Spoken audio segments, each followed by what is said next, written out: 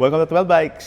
Guys, nagbabalik ang GT Sensor. Sa page natin, marami nagtatanong kung ano yung laman nito simula nung in-upload natin yung video kasama si Sir, ng client natin. Sabi ko, pag-usapan natin kung ano yung laman nito. So ito na.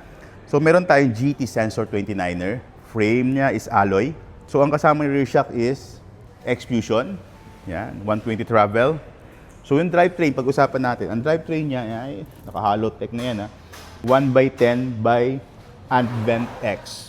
Tapos yung cassette niya, 46 teeth. Oh, pang-ahonan na yan. Meron tayong Silverado na WTB na saddle. Malambot to. Tapos may kasama na siyang dropper post. Ang maganda rito, may dropper post na. Di ba? Tapos, naka-hydraulic brakes na rin.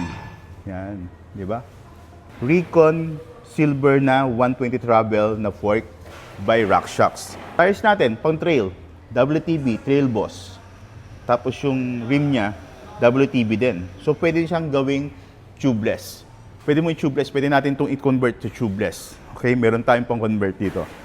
GT cockpit, yan handlebar, stem, even yung grips natin is GT.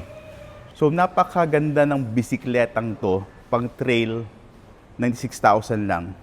Para sa full details, nasa comment section natin. So yun mga guys, pag ready na kayong mag-trail, mag-GT Sensor ka na for only 96,000 pesos.